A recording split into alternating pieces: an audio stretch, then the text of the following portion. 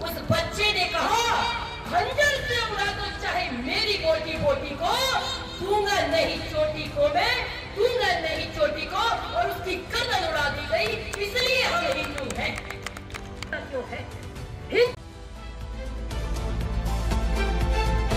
Weekend 24 news, नजरें वही जो सच देखे, जुबान वही जो भरोसा बोले। नमस्कार, मैं हूं मुस्कान और आप देख रहे हैं वीकेंड न्यूज, जहां मिलती है आपको ताजा और महत्वपूर्ण खबरें। जानिए आज की कुछ खास खबरें वीकेंड न्यूज के साथ। गौतम बुद्ध नगर के कस्बा जहांगीरपुर में आज विराट हिंदू सम्मेलन का आयोजन किया जा रहा है। इसमें क्षेत्र के हजारों हिंदू भाई और बहनों ने बढ़ चढ़कर हिस्सा लिया।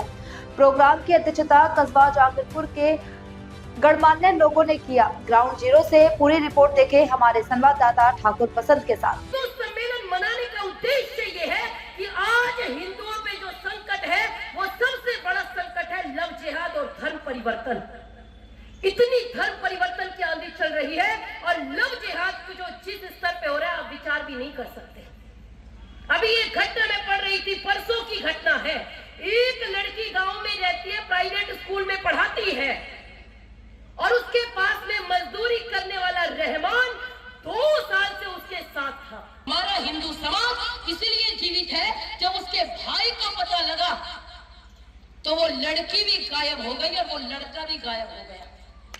और जब 2 दिन बाद पकड़ में आए तो उसका एक भाई टूट गया और उसने कहा, हाँ हमने फावड़े से काट के दोनों को मंदिर के पास दबा दिया। मैं कर्म करती हूँ, ऐसे भाई होने चाहिए। आप विचार करो, लेकिन अपनी बेटियों को कौन सिखाएगा? 3 भाई जो भी ऐसी बहनें अगर कलंक पैदा होंगी तो अपने देश को बचाएंगे कैसे, अपने धर्म को बचाएंगे कैसे? एक हमारी बेटी है जो मजदूर रहमान के साथ घूमने में गर्व महसूस करती है। एक उनकी बेटी है, 100 नगर निगम चुनाव में 131 सीटें थी। 131 सीटों में मुमरा इलाका जो मुस्लिम बाहुल्य है और वो खड़ी होकर मंच से कहती है पूरे मुमरा को हरा कर देंगे। आप विचार करके देखो 22 साल की लड़की का कॉन्सेप्ट कितना क्लियर है।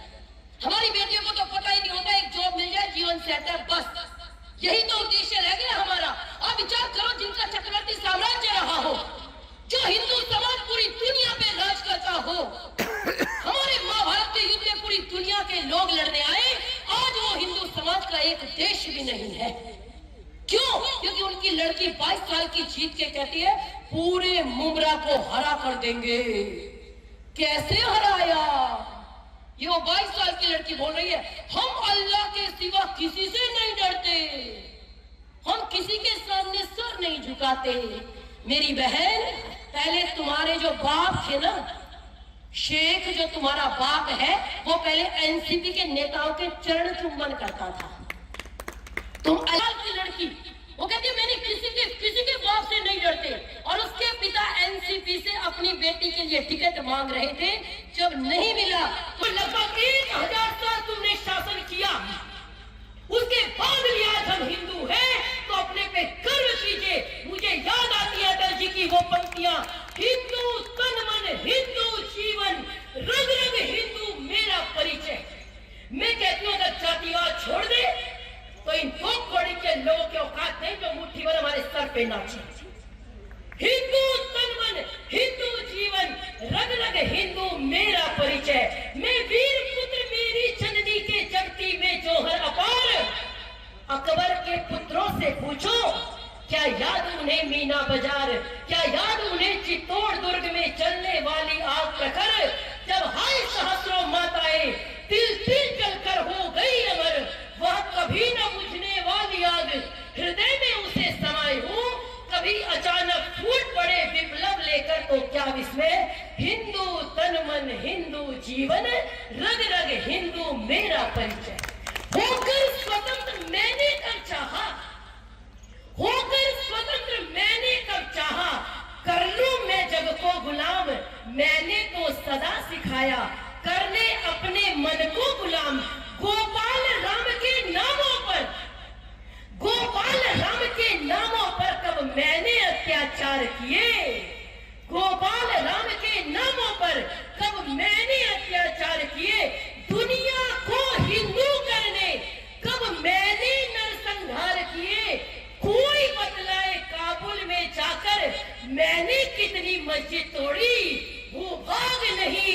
शत शत मानव के हृदय जीतने का निश्चय, हिंदू तन मन हिंदू जीवन, रग रग हिंदू मेरा। ये गुलिस्तां हमारा हमी बागवां, इस चमन को सजाना मेरा काम है। मर गए चंद्रशेखर वतन के लिए, आज भी देखो उनका अमर नाम है। ये उनका अमर नाम इसलिए हुआ, उन्होंने देश पर अपने प्राणों को न्यौछावर। रानी लक्ष्मी ने अपनी जवानी दिया, दे गई देश को एक पैगाम है। ऐसी ऐसी वीरांगनाएं हमारे इस भारत भूमि पर रही हैं, इसलिए तो कहा है कि धन्यस्तुते भारत भूमि भागे। ये भारत भूमि का भाग बड़ा धन्य है। मैं आपको एक बार अपनी वाणी से समझाना चाहूंगा कि अगर आप खंजर उठाने लगेंगे, ध्यान से सुनना, अगर आप खंजर उठाने लगेंगे तो पत्थर भी आंसू बहाने लगेंगे। अगर आप खंजर उठाने लगेंगे तो पत्थर भी आंसू बहाने लगेंगे। अरे बिगाड़ो न तस्वीर अपने वतन की, क्योंकि बनाने में इसको जमाने लगेंगे। इसलिए मैं आपसे अनुरोध करता हूं, इनके ओजस्वी वाणी सुनकर के आप जल रक्षण करें, वृक्ष रक्षण करें और प्रकृति की रक्षा करें। बहुत अच्छा इन्होंने उद्बोधन किया।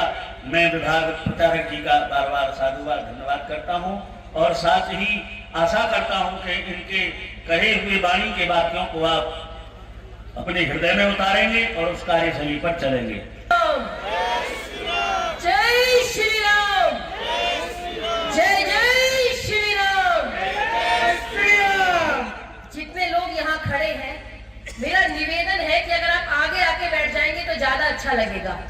हम हिंदू सम्मेलन मना रहे हैं और अगर इसमें अनुशासन नहीं दिखा पाएंगे तो इसका मतलब कहीं ना कहीं कुछ हमें अभाव रह गया, हम सीख नहीं पाए।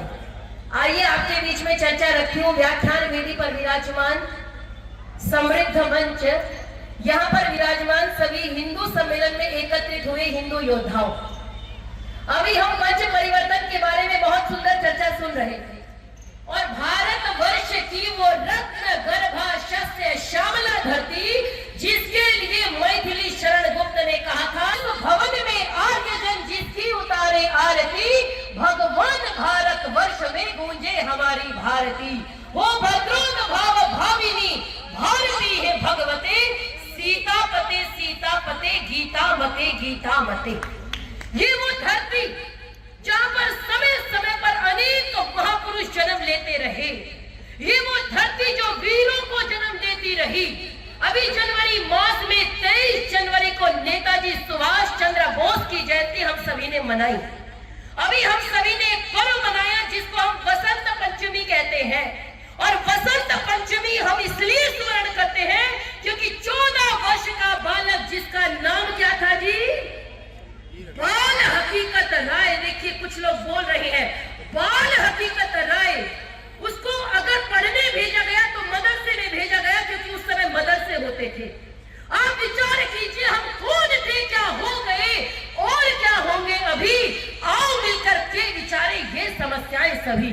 14 वर्ष का बच्चा मदरसे में पढ़ने जाता है और इतना होनहार बच्चा है, जितने बच्चे वहां है वो सबसे बुद्धिमान है। एक दिन मौलवी जब बाहर गए तो उस बच्चे को कहकर के गई कि तुम इस मदरसे का ध्यान रखना, मैं बाहर जा रहा हूं।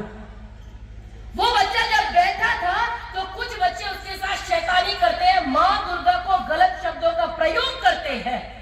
उसने कहा मेरी मां दुर्गा को गाली मत दो, गलत शब्दों का प्रयोग मत करो। उन्होंने कहा नहीं, हम तो ऐसे ही करेंगे, और करते रहे। आप विचार करो, 14 वर्ष का बच्चा वो कहता है कि जो शब्द मेरी मां दुर्गा को कह रहे हो वही तुम्हारी फातिहा। यह थी आज की खास खबरें। वीकेंड न्यूज के साथ जुड़े रहे, सब्सक्राइब करें और अपनी राय हमें कमेंट में जरूर दें, ताकि हर जरूरी अपडेट आप तक सबसे पहले पहुंचे। धन्यवाद।